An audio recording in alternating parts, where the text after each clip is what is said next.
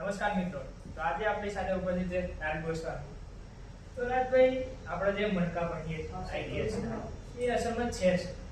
મણકા છે ને અતુલભાઈ દ્વારા જુલાઈ આનંદાલય છે, તેના મળવાનું મણકા છે જેની અંદર હૃદય કુલ ચાલે છે. તો એવા 52 ગુણો છે, એવા 52 મૂલ્યો છે કે જેની અંદરથી માણસનું વ્યક્તિત્વ નિર્માણ કઈ રીતે થાય, સારું ચરિત્ર કઈ રીતે બને, તેના 52 ગુણ છે. તે જ 52 ગુણ છે, એ જ 52 મણકા, એનો જ આપણે અભ્યાસ છે. હવે આપણે એક મણકો કે વ્યક્તિ જો પોતાની નિજાનંદતામાં રહે ને તો એ શ્રેષ્ઠ વ્યક્તિ બની શકે. પણ હવે પ્રશ્ન એ થાય કે નિજાનંદતામાં રહેવું કેમ? એના પાછળના ઘણા આપણે સ્ટોરીભાઈ કારણ લઈ શકીએ. એક તો આપણે લઈ શકીએ નિજાનંદ એટલે શું કે પરમાત્માની અંદર આપણે જીવ કરવો પડે, એની માટે આપણે પરાકાષ્ઠા સુધી લેવલ સુધી. કેમ કે ત્યારના જમાનાની અંદર જ્યાં મોબાઈલ ટેકનોલોજીનો યુગ છે, જ્યાં એકલતા, ચિંતા, તણાવ, ડિપ્રેશન, આની અંદરથી આપણે મુક્ત થવા માટે એક જ છે ભગવાન. જે વ્યક્તિને ઈશ્વરની અંદર મગ્ન થયો, જે જ્યારે તમને મોબાઈલમાં ગેમ રમવાની બદલે ઈશ્વરની ભક્તિ કરવામાં જ્યારે તમને આનંદ આવે ને, એ વ્યક્તિને જન્મ કર્યો છે. કારણ કે એ જે ભૌતિક સુખ સાહેબ છે એનાથી પર થઈ ગયો હોય, એ નિજાનંદી છે કે જેની પોતાની જ આનંદ છે, પોતાની જ મોજ છે. આપણે ઘણી વાર જોતા હોય, તમને ખ્યાલ હોય તો નિરાંત વગેરે ત્યારે પણ એવું જોયું કે જે વ્યક્તિ ખરેખર મગજથી અસ્થિર છે, લોકો એને ગાંડા, પરંતુ આપણા ભજનમાં ગાંડાની વણઝાર રાખી, નાક્ષી ગાંડાની વણઝાર. જ્યારે એ શબ્દને આપણે ખબર ને કે દુઃખ કોને છે, કોઈ વ્યક્તિ ગાંડો છે એને કઈ ખબર નથી, એ નથી ને ખાવાનું પાણી નથી લેવાનું, એને જોઈને આપણે તણાવ ચિંતામાં આવે કે આપણે દુઃખની લાગણી અનુભવી. પરંતુ શું એની એ હાલત છે, ગાંડો છે, એને ખબર નથી પડતી, એનું એ વાતને જરાય ઓલું છે, દુઃખ છે, એને ખબર જ નથી કે હું ગાંડો સમજો. તો એટલે આપણે કહીએ કે નિજાનંદતાનું એક યોગ્ય ઉદાહરણ, નિજાનંદતાનું મુખ્ય ઉદાહરણ ગાંડો. જો આપણે નરસિંહ મહેતા લઈએ કે ગોરો કુંભાર લઈએ, માણસો તેને શું કીધા? ગાંડા. હવે ગોરા કુંભારનું આપણે એટલું મોટું, એટલા મગ્ન થઈ ગયા ભગવાનની ભક્તિની અંદર કે તે જોયું જ નહીં, કચરીને ખબર. એને કેવો નિજાનંદ આવે? નિજાનંદ ક્યારે મેળવે? ભગવાન. તો આપણે એક એ લેખના ગણી શકીએ ગાંડા માણસો છે ને ભગવાન શબ્દ નજીકમાં છે. વાતને સમજ્યા જેવી છે. નરસિંહ મહેતા લઈએ કે મીરાબાઈ લઈએ, ભગવાનની અંદર એટલા નિજાનંદ છે કે તેને પછી ભાન જ ના રહે. એટલે નિજાનંદી રહેવું ને એટલે ગાંડા બનવું, ટૂંકમાં કેવું આપણે ભગવાનની અંદર ચાલો મુક્ત ના થઈ જાય, પછી ગાંડા બનવાનો અર્થ બીજો લઈ લે, મોબાઈલમાં કોઈ ગાંડા બની જાય, કોઈ ભૌતિક સુખ સાહેબની અંદર ગાંડા બની જાય. ભલે ખબર ના પડે ગાંડા છે પણ બની ગયા હોય. અત્યારના જમાનામાં બધા પૈસાના ગાંડા બની ગયા, ભૌતિક સુખ સુવિધાના ગાંડા બની ગયા. ઘરમાં અંદર 80 થી 40 ગાંડા થઈ જાય, મગજ ઉપડી જાય, પૈસા ખીચામાં ના હોય તો ગાંડા બની જાય. બધું જનંદી જે વ્યક્તિ છે તે આ બધા પડતી શરૂઆત ભગવાનના જે ગીતાજી છે, ઉપનિષદ છે, તેને સમજવાના પ્રયત્ન કરી શકીએ, ધ્યાન ધારણા મન એકાગ્ર કરીને કરી શકીએ, એટલે એ જ બધું છે. નિજાનંદતા તો ચલો બની ગયો, વ્યક્તિ બની ગયો, પણ શું આપણે એનામાં નિર્ભીકતા આવશે? જો મુખ્ય નિર્ભીકતા છે ને એ મને પ્રિય છે, કારણ કે મને બહુ કે જ્યારે નિર્ભીકતાની વાત કરી, નિર્ભય હતો એટલે તો શું? કોઈનો ભય નહીં. હવે કોઈનો ભય નહીં એટલે આપણા મનની અંદર એક આવે કે કોઈને અંધારાનો ભય હોય, કોઈને વ્યક્તિનો ભય હોય, કોઈને સમજો કે કોઈને અવાજથી ભય હોય, કોઈને યુદ્ધથી કે કોઈ વાયલેન્સથી ભય. પણ મારા મનની અંદર નિર્ભીકતા કોને કહેવાય કે શું આર્મી વાળા છે તે નિર્ભય છે કે નથી?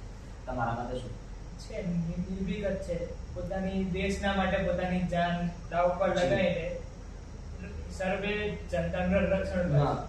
હવે હું તમને વાત કરું કે કોઈ વ્યક્તિ આર્મીમાં નથી, પરંતુ દેશ માટે જીવ દેવા માટે તૈયાર છે. તૈયાર છે. આતંકવાદી નિર્ભય છે. કહી શકીએ આપણે. હવે હું તમને નિર્ભયત્વ એટલે શું? નિર્ભયત્વ એટલે તમને કોઈનું ખોટું સાચું કરતા નિર્ભય ભય ન લાગે. જ્યારે તમે કોઈ ખોટું કરવાનું પૂછ્યું તો એ તમને ભય લાગે. એટલે નિર્ભીકતા અને નિર્ભયત્વ બંને વચ્ચેનો તફાવત એ જ વાત છે કે ખાલી આ ભૌતિક વસ્તુથી નહીં પરંતુ આંતરિક ભય લાગે. આંતરિક મને સત્ય બોલતા ભય નથી લાગતો. ઓકે, બરાબર. બરાબર. મને મારાથી મને કોઈનો ભય કોનો લાગુ છે? મને કોઈનું ખોટું કરતા મને ભય લાગે. મને ભ્રષ્ટાચાર કરતા ભય લાગુ છે. મને ભ્રષ્ટાચારના વિરુદ્ધ બોલતા મને ભય નથી લાગતો. ક્યાંય અન્યાય થતો હોય તો ત્યાં આગળ આવતા મને ભય નથી લાગતો. કોઈ ક્રાંતિ કરતા ભય નહીં લાગતો. કોઈ ક્રાંતિ કરતા ભય નથી લાગતો. આ અત્યારે જે મૂલ્યો ખોરવાઈ રહ્યા છે એ મૂલ્યની સમક્ષ એ મૂલ્ય જીવંત કરવામાં મને ભય નથી લાગતો. એક ગાગડીય પ્રવાહ ચાલે છે, એ ગદ્ય પ્રવાહથી છૂટો પડવામાં મને ભય નથી લાગતો. આ નિર્ભયત્વ છે. નિર્ભયત્વ, હું તો એવું કહી શકું કે નિર્ભયત્વ જે વ્યક્તિ બને છે જોડે જોડે એક રાષ્ટ્રપ્રેમી બી છે. 100% એટલા માટે જ અમે હે ને આપણે જે તમને ખબર છે રાષ્ટ્રપ્રેમ આપણે એક મણકો બી મણકો છે. એની અંદર આવું છે કે રાષ્ટ્રપ્રેમની જ્યારે વ્યાખ્યા વિચારીએ ને ત્યારે આપણી મનની અંદર એક આવે કે ઝંડો દેખાય, આપણે આર્મી વાળા દેખાય, 26 જાન્યુઆરી ઉપર લોગો સલામી આપી દઈએ અને રાષ્ટ્રગાન માટે કટ્ટાર ઉભા રહે. સાવધાન એ જવાબ આવે કે જ્યાં હોય આ જ રાષ્ટ્રપ્રેમ હું એટલો સીમિત છે. મારામાં આ મણકાની અંદર ને જે બધી મુખ્ય વાત છે કે રાષ્ટ્રપ્રેમની ત્યાં અંદર તો રાષ્ટ્રપ્રેમ એટલે મારાથી ખોટું નહીં થાય. રાષ્ટ્રપ્રેમ જે રાષ્ટ્રપ્રેમ છે, હું રાષ્ટ્રના કલ્યાણ માટે કામ કરી એ રાષ્ટ્રપ્રેમ છે. બરોબર. હું વ્યવસ્થિત રીતે ટેક્સ ભરી એ રાષ્ટ્રપ્રેમ છે. જીએસટી હું કાપીશ એ રાષ્ટ્રપ્રેમ છે. પેટ્રોલનું શેરિંગ કરી એ રાષ્ટ્રપ્રેમ છે. કોઈ વ્યક્તિની મદદ કરી, આંધળા વ્યક્તિને રોડ ક્રોસ કરવા મદદ કરી એ રાષ્ટ્રપ્રેમ છે. એમ્બ્યુલન્સને રસ્તો આપી દે એ રાષ્ટ્રપ્રેમ છે. કેમ કે એ બધા ટ્રાફિક સિગ્નલ ન તોડી એ રાષ્ટ્રપ્રેમ છે. કેમ કે રાષ્ટ્રને સુવ્યવસ્થિત ચલાવવા માટે આપણે એક પગલા ભર્યા એ રાષ્ટ્રપ્રેમ છે. એટલે રાષ્ટ્રપ્રેમને બહુ વ્યાપક સ્તરે જે છે આપણે આની અંદર ડીપલી સમજી શકીએ ને એ રીતનું છે રાષ્ટ્રપ્રેમની. એટલે આપણે કહીએ કે જે વ્યક્તિ જેનામાં સિવિક સેન્સ હોય, જે નાગરિક કર્તવ્યોનું પાલન કરતો હોય, એ ખરેખર સાચા અર્થમાં રાષ્ટ્રપ્રેમી કહેવાય. નાગરિક કર્તવ્ય એમ જેમ બંધારણમાં જે 6 મૂળભૂત ફરજો હોય એનું પાલન કરતો હોય, એ સિવાય જે માનવના જે શાસ્ત્રોને જે મૂલ્યો આપ્યા માણસ કેવો હોવો જોઈએ એનું પાલન કરતો હોય, સત્યનિષ્ઠ હોવો જોઈએ, એને વ્યક્તિત્વની અંદર છલકાતું હોવું જોઈએ કે વ્યક્તિ નીકળો આ વ્યક્તિત્વને ખોટું ના કરે એ રાષ્ટ્રપ્રેમની અંદર ગણી શકીએ. અને આજે મણકા છે આ બધા અંતર એક સાથે ઇન્ટરકનેક્ટ થયેલા છે. એટલે ક્યાંક ને ક્યાંક કોઈ વસ્તુ બંનેમાં રિપીટ થતી એ રીતનું પણ. ચલો કોઈ બોનસ મણકો લઈએ આપણે જે કે આપણી ઓડિયન્સ માટે ઉપયોગી છે. હા જરૂર. એવો કયો મણકો છે તમારા મતે? જ્યારે સૌથી બોનસ વાળા મણકાની વાત કરીએ ને તો મને જે વધુ સૌથી સ્પર્શી ગયો તો એ મણકો તો બીજો જ મણકો જીવવાની કે જ્યારે એ મણકો ચલાવવામાં આવે ત્યારે એવી ઈચ્છા પેલા તો અમને પૂછ્યું તમે જીવો છો શા માટે? એટલે મને ખ્યાલ છે હજી બધા મિત્રોએ કોઈ કીધું હતું કે તમે જીવવાની છે તમે આગળ જઈને શું કરશો, એટલે એ તો અર્થકારી કીધું કે કોઈ કઈક માં લગ્ન કરીશ, કોઈ કઈ કે માતા પિતાનું સારું કરીશ, કોઈ કે મોટી કંપનીનો સીઈઓ બનીશ, કોઈ કે સારી ગવર્નમેન્ટ જોબ મેળવીશ, કોઈ કે પીએસઆઈ બનીશ, ડીવાયએસપી બનીશ. બધાને ભૌતિક વાત છે પણ જે મને ખરેખર છે મણકો ભણ્યા પછી એમ વિચાર કર્યો જીવન છે શા માટે? તો એવું લેવું કે હજી તો નક્કી જ નથી હું શા માટે જીવન નથી કોઈ નથી હું શા માટે છું? 3 ટાઈમ ખાવા અને 2 ટાઈમ મોબાઈલ જોવો. ત્યારે જે જાણી તેના પર કામ કરી જાત પર કામ કરી ત્યારે જીવવાની છે ખરેખર ભગવાને પરમાત્માએ એટલા સમજો કે એમની પાસે એ વ્યસ્ત જ હશે. પરમાત્મા છે વ્યસ્ત તેઓએ એટલો સમય લઈને મને પૃથ્વી પર મોકલો, મારું આખા જીવનનું આયોજન એમને ઘડ્યું. મારે એનું કંઈક તો આયોજન હશે ને. તો એ આયોજન જ્યારે ઓળખ્યું ને ત્યારે એમ થયું કે નહીં આપણી મારી જીવવાની ઈચ્છા છે એ શા માટે છે એ જ્યારે જાણવું નથી ને એ થવી જ જોઈએ.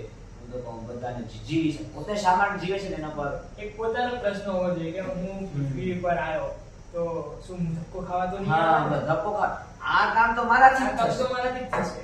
મેન પોઈન્ટ મને આ સમસ્યા દેખાઈ હા બસ તો હવે સમસ્યાને મેં જોઈ તો હવે હું ખાલી દૂરથી જોઈ રામ રામ હા બસ એ નહીં એ નહીં હું એને પણ સુધાર એના કરું પર છું. સુધાર કરીશ.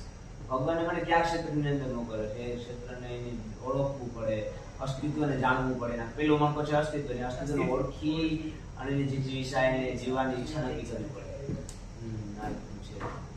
એટલે આપણે જોઈએ કે અગર આ 52 મણકા જીતે વ્યક્તિ પોતાના જીવનમાં ઉતારી લઈને જીવતો થઈ જાય ને એક ચારિત્રવાન વ્યક્તિ બની જાય. જો આપણે બધા મહાપુરુષો સ્વામી વિવેકાનંદ લઈએ, ચાણક્ય લઈએ કે ભગતસિંહ લઈએ કે અબ્દુલ કલામ લઈએ, બધાને જોઈએ તો 52 મણકાની અંદરના જે વ્યક્તિત્વ જે ગુણ છે એ ક્યાંક ને ક્યાંક એ કેટલા મણકા જીવતા હોય છલકાઈ જ જાય છે. છલકાઈ જાય છે. એના જીવન ચરિત્રની આપણે જ્યારે જીવની જોઈએ જીવની વાંચીએ ને તો બધું સામે દેખાય દેખાઈ જ જાય છે 100% કે જે તે વ્યક્તિ આ મણકા જીવે છે અને આ મણકા જીવવાથી તે આટલો 100% કઈક સ્થિતિએ પહોંચી શકે. હજી આપણે યાદ કરે આટલા વર્ષો પછી પણ આપણે યાદ કરવા આટલા વર્ષો પછી પણ આપણે લઈ યાદ કરવા. તો ખૂબ ખૂબ ધન્યવાદ રાજભાઈ. આપનો ધન્યવાદ આપણો પોડકાસ્ટ આવતા સેમમાં બીજો થશે. ચોક્કસ ચોક્કસ. ધન્યવાદ.